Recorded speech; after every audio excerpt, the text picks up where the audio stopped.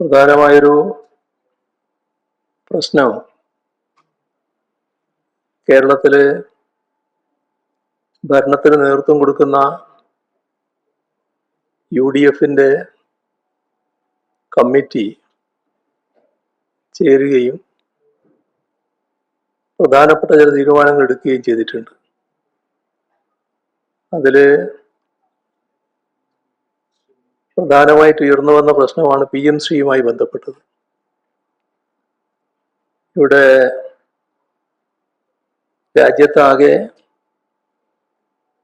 BJP PMശ്രീ പദ്ധതിയിലൂടെ വിദ്യാഭ്യാസ രംഗത്ത് അവരുദ്ദേശിക്കുന്ന കായികവൽക്കരണം നടപ്പാക്കാനാണ് ഉദ്ദേശിച്ചത്. അത്തരമൊരു പദ്ധതി അംഗീകരിക്കാൻ സ്വാഭാവികമായും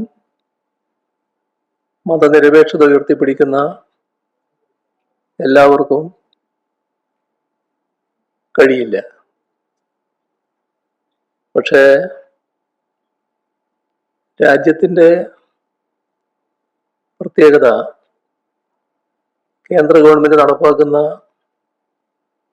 ഈ പുത്തൻ വിദ്യാഭ്യാസ നയം ഉൾക്കൊള്ളിച്ചുകൊണ്ടുള്ള PMശ്രീ പദ്ധതി കോൺഗ്രസ് നേതൃത്വം കൊടുക്കുന്ന സംസ്ഥാന ഗവൺമെന്റുകൾ മുഴുവൻ അംഗീകരിച്ചിരുന്നു എന്നുള്ളതാണ്. കേരളത്തിലെ LDF സർക്കാർ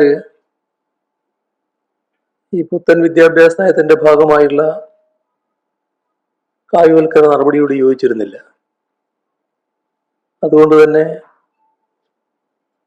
PMശ്രീ പദ്ധതി നടപ്പാക്കുന്നതിന് LDF സർക്കാർ സന്നദ്ധമായിരുന്നില്ല. ആ PMശ്രീയുടെ ഭാഗമായിട്ട് ഏതെങ്കിലും തരത്തിലുള്ള കേരളത്തിലെ വിദ്യാഭ്യാസ രംഗത്തെ മാറ്റം ഉണ്ടാക്കണമെന്നും LDF ആഗ്രഹിച്ചിരുന്നില്ല. യഥാർത്ഥത്തില് MOയുടെ കാര്യം നേരത്തെ തന്നെ വ്യക്തമാക്കിയതാണ്. അത് PMശ്രീ പദ്ധതി നടപ്പാക്കുന്ന ഭാഗമായിരുന്നില്ല. എന്നാൽ വിദ്യാഭ്യാസ മേഖലയിൽ ലഭിക്കേണ്ട ഇതുമായി യാതൊരു ബന്ധവുമില്ലാത്ത കാലാകാലമായി ലഭിച്ചുകൊണ്ടിരിക്കുന്ന ഫണ്ട് തടയുന്ന നില വന്നപ്പോൾ ആ രംഗത്ത് അത് റിലീസ് ചെയ്ത് കിട്ടുന്നതിന് വേണ്ടിയാണ് MOU ഒപ്പിടുന്ന നില LDF സർക്കാർ സ്വീകരിച്ചിരുന്നത്. അത് പിന്നീട് എല്ലാ തരത്തിലും വ്യക്തമായി. LDF സർക്കാരിന്റെ കാലത്ത് PMശ്രീ കേരളത്തിൽ നടപ്പാക്കിയിട്ടില്ല എന്നത്. UDF വന്ന ഉടനെ UDF ആ ഘട്ടത്തിൽ PMശ്രീ പദ്ധതിക്കെതിരെ അതിശക്തമായ നിലപാടാണ് സ്വീകരിച്ചിരുന്നത്. അത് BJPയും LDFും തമ്മിലുള്ള ഡീലിന്റെ ഭാഗമാണ് എന്ന് വരുത്താനാണ് അവർ ശ്രമിച്ചിരുന്നത്. വ്യാപകമായ പ്രചരണം അതിന്റെ ഭാഗമായി അഴിച്ചുവിടുകയും ചെയ്തു. കേരളം ജനവിധിയിലൂടെ UDFന്റെ കയ്യിലേക്ക് ഭരണം മാറുന്ന ദിവസം വരെ ഇതേ നിലപാട് തന്നെയാണ് അവർ സ്വീകരിച്ചിരുന്നത്. അത് PMശ്രീ എന്നത് ശക്തമായി എതിർക്കുന്നു. കഠിനമായിട്ട് പരാമർശങ്ങൾ നടത്തിയവരുണ്ട്. അറബിക്കടലിലേക്ക് വലിച്ചെറിയുന്നൊക്കെ പറഞ്ഞവരുണ്ട്. ഞങ്ങൾ വന്നാൽ ഇത് LDF BJP ഡീലിന്റെ ഭാഗമാണ് എന്നെല്ലാം നിലപാടെടുത്തവര് ഗവൺമെന്റ് തങ്ങളുടെ കയ്യിലായതോടെ പഴയ നിലപാടുകളിൽ നിന്ന് തീർത്തും തകിടം മറിയുന്ന കാഴ്ചയാണ് കണ്ടത്. അത് മുഖ്യമന്ത്രിയും വിദ്യാഭ്യാസ മന്ത്രിയുമെല്ലാം പിന്നീട്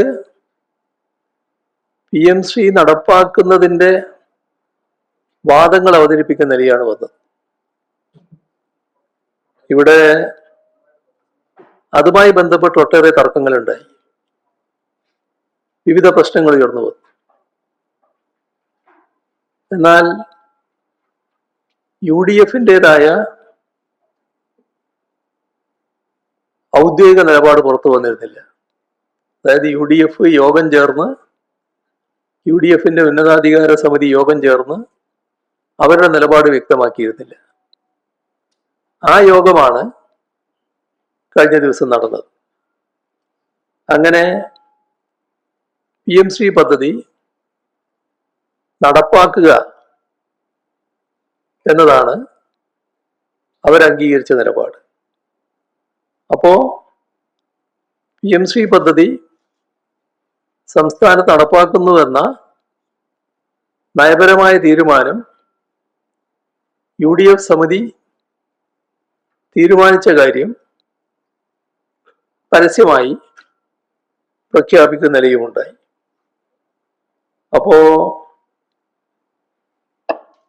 മുഖ്യമന്ത്രിക്ക് പുറമെ ഇന്ത്യൻ യൂണിയൻ മുസ്ലിം ലീഗും ഒറ്റയടിക്ക് മറുകണ്ഠം ചാടുന്ന നിലയാണ് ഉണ്ടായത്. എന്താണ് ഇതിനുള്ള ന്യായീകരണം? മെയ് 4 മുൻപ് നമ്മുടെ സംസ്ഥാനത്തെ LDFും BJPയും തമ്മിലുള്ള ഡീലിന്റെ ഭാഗമാണ് PMC എന്ന് പറഞ്ഞവർക്ക് അതിനുശേഷം PMCയെ അംഗീകരിക്കുമ്പോൾ അതേത് ഡീലിന്റെ ഭാഗമാണ്? അവർക്ക് തന്നെ സ്വയം ചാർത്തി കിട്ടുന്ന വിശേഷണം എന്താണ്?